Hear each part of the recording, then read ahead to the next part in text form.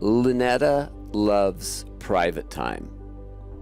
You know, she, sometimes, she'll just like, and this is agreed, like she'll take the car and she'll just go off for a day and have adventures, maybe go for a hike, go to some stores, go to a restaurant, do some yoga, whatever. And, there's a part of me, I could just be with this woman 24/7. I have such love for her. I just love her energy, love who she is. And, I don't feel like I need as much alone time as she does. And that was kind of an issue, kind of running in the background for a lot of years, and she would say, "You're trying to control me by wanting to be with me all the time." But when she explained that we're both empathic, but Lynetta's like super empathic, and because of her adapting from all the trauma she had in childhood and having to read people, she's had a challenge for a lot of her life till recently about really getting what does she really want? Not what does her partner want? What does she want? What's her truth? And to do that, she needs to be away from my energy, because I might want to, oh God, honey, I just want to be with you. So she needs, alone time to feel into herself and to meditate and to do some journaling. And, for me, it was kind of like, wow, you want to spend a whole day without me? And, but when she explained that internally, this is the way she is and this is what she needs to recharge, I was like, oh, of course, honey. See, I'm not like that.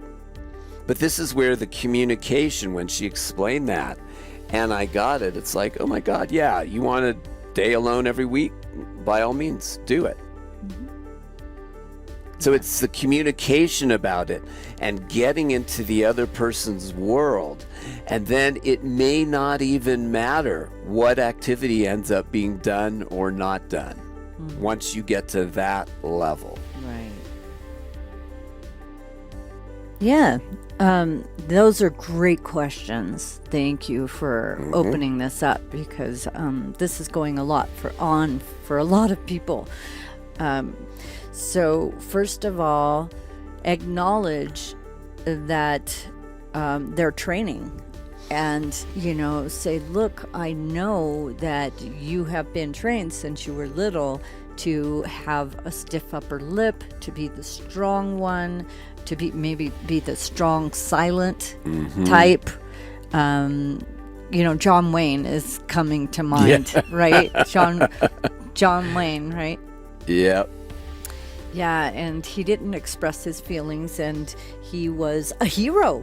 And these little boys, once they were little, a lot of their superpower heroes that are males are the strong ones, that they don't break down crying and sharing their emotions and their feelings. And we're asking them to do something that feels almost unnatural. So first I would acknowledge that and say, honey, I know this is very challenging for you. All through your childhood, you were taught not to be a sissy la-la, but to be a brave, strong man.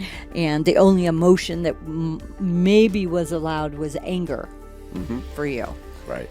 And so I'm acknowledging first, and I totally get where you're coming from. So I'm getting into his world, and I'm acknowledging him for the programming, the domestication of the male species. And I'm saying, honey, I get it. Right. I totally get it.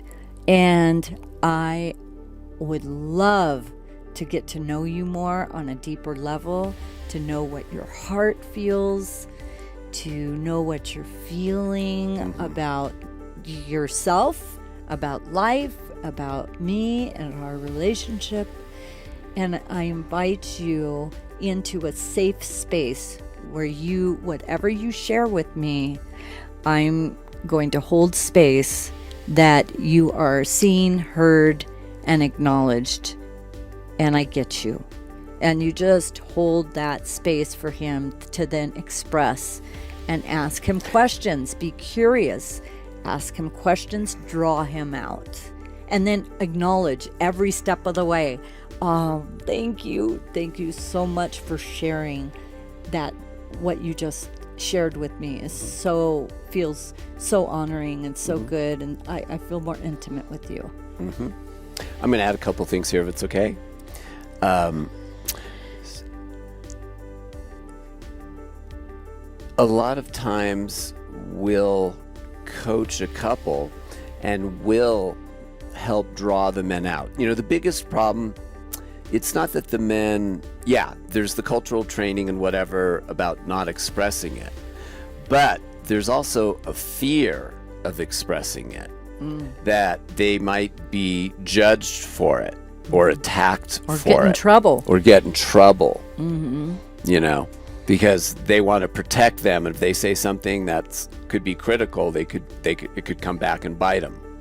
So sometimes you need a third party like us to oversee this initial communication between the two, so that the man can see, no, he's not going to be criticized or attacked or made wrong for whatever it is that's going on internally that he hasn't until now felt free to share.